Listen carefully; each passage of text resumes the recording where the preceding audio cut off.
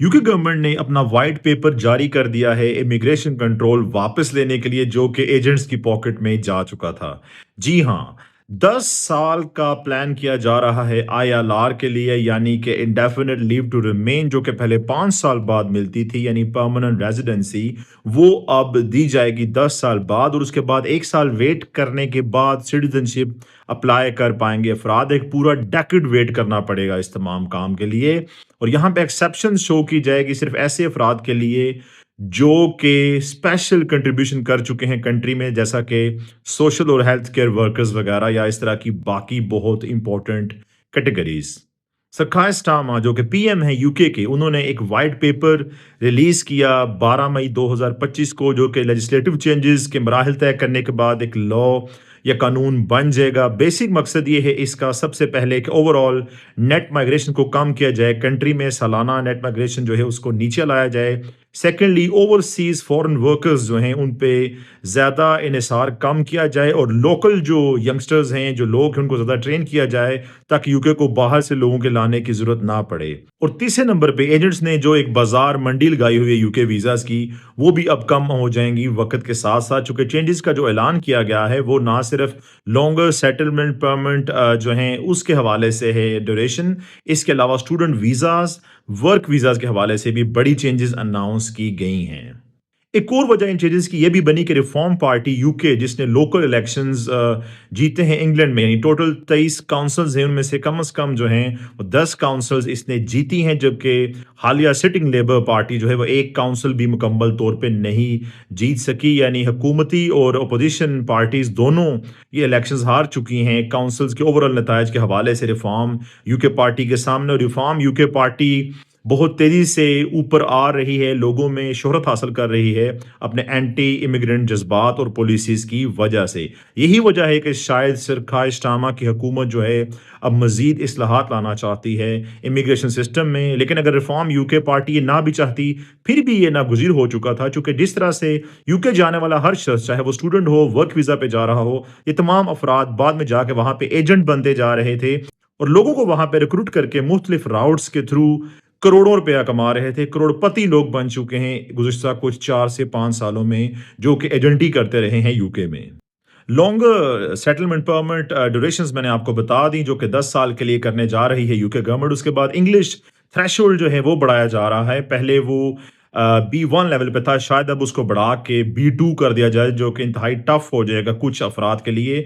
इसके अलावा work visa जो लोग अप्लाई करेंगे उनके लिए इम्पोर्टेंट होगा, बहुत इंपॉर्टेंट होगा कि उनका आरक्यूएफ लेवल 3 पे पहले जज करना पॉसिबल होता था यूके बॉर्डर एजेंसी को, जो कि इंतहाई लोअर लेवल की क्वालिफिकेशन थी। अब उसको बढ़ा के आरक्यूएफ लेवल 6 पे ले जाया जाएगा, यानी डिग्री लेवल पर। वर्क वीज़ा अप्लाई करने के लिए यूके में डिग्री लेवल होना लाजमी हो जाएगा।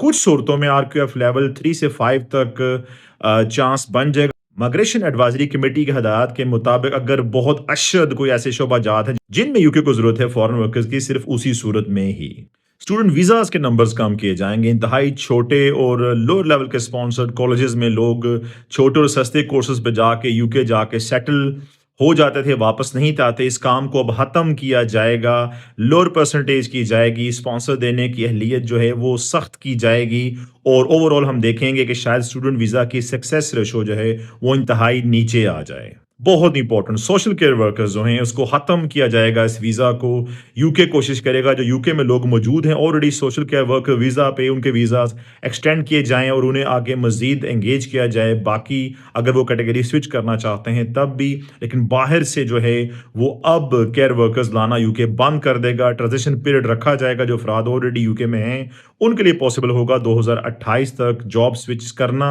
या फिर अपने वीज़ास एक्सटेंड करना। लेकिन ओवरऑल बाहर से अब केयर वर्कर्स की छुट्टी हो जाएगी। इसके अलावा जराइम और डिपोटेशंस वाले मामलात भी हैंडल किए जाएंगे मजीद सख्ती के साथ। फ्रेंड्स, ये इकदाम बहुत अरसे से लाजमी थे यूके इमिग्रेशन के हवाले से। काफ़ी चीप सिस्टम हो चुका था यूके इमिग्रेशन का और ऐसे लग रहा था ये कोई मछली मंडी है, ایون پاکستان میں رہ کے کراچی یا اسلام آباد جا کے سیٹل ہونا ڈیفیکلٹ تھا کسی چھوٹے علاقے سے بنسبت یو کے جا کے سیٹل ہونا، اور لوگوں نے اس کو مذاق بنا کے رکھ دیا تھا، ہر بندہ ایجنٹ بنا ہوا تھا، ہر بندہ ویزاز کی فروخت کر رہا تھا، ایک ویزا اگر کہیں پہ اویلیبل ہے اسپانسرشپ تو اس کو ایک بندہ دوسرے کو آگے دیتا تھا، وہ تیسرے کو کمیشن ایجنٹس بنتے بنتے ریٹس 1.25 کروڑ 1.5 کروڑ تک پہنچ جاتا تھا، اور ایک ویزاز میں لاکھوں کمائے جاتے تھے بنا کسی وجہ کے۔ اور اب ان تمام افراد کی وجہ سے جنہوں نے داؤ لگائے، 2 نمبرز ایجوکیشنل ڈاکومنٹس بنوا کے لوگوں کو باہر بھیجا، اب ان لوگوں کو پریشانیاں ہونے جا رہی ہیں، اور ایون اب ڈپینڈنٹس کے لیے بھی انگلش لینگویج ریکوائرمنٹس لازمی کر دی جائیں گی فیوچر میں۔ یہ تمام چینجز بہت زیادہ مینڈیٹری تھیں، نیسسری تھیں۔ یو کے گورنمنٹ ایک ابیوز سسٹم کا دوسرا نام بن چکا تھا، یو کے گورنمنٹ کی وجہ سے نہیں بلکہ ان لوگوں کی وجہ سے، ان فالس ایکٹرز کی وجہ سے جو کہ سسٹم کو چیٹ کرتے ہیں، خراب کرتے ہیں۔ یو کے گورنمنٹ تو ایک موقع دیتی ہے کہ لوگ امیگریشن پہ یو کے مختلف راؤٹس استعمال کرتے ہوئے آئیں، لیگلی انٹر ہوں، اپنا فیوچر بنائیں اور یو کے کی لوکل لیبر مارکیٹ کو بھی ہیلپ کریں، لیکن اس کو غلط طریقے سے استعمال کیا جاتا ہے ہمارے لوگوں کی طرف سے۔ لیکن میرے خیال میں جو لوپ ہولز چھوڑے جا رہے ہیں اس دفعہ، ان کو بھی مزید استعمال کرنا پاسبل ہو جائے گا ایسے ایجنٹس کے لیے، اور یہ پھر سے اپنے جو ہیں وہ ہاتھ صاف کرنے کے لیے تیار ہو جائیں گے امیگریشن سسٹم میں جتنے بھی لوپ ہولز ہیں، جیسا کہ RQF لیول 3 سے 5 جابز ابلٹی برابر رکھی جائے گی پاسبل کچھ جابز کے حوالے سے، تو وہاں پہ یہ لوگ اپنی قسمت آزمانا شروع کر دیں گے۔ آپ کے حال میں یو کے کی جانب سے یہ بہت مختلف ریفارمز جو ہیں یہ کس طرح کی ہیں، آپ اس کو کس نظر سے دیکھتے ہیں، اور کیا یہ واقعی یو کے کو اس کے مطلوبہ ٹارگٹس پورا کرنے میں کامیابی دیں گے یا نہیں؟ کامنٹ باکس میں اپنی آراء کا اظہار ضرور کیجیے گا۔ اگلے وقت تک کے لیے اللہ حافظ ناصر۔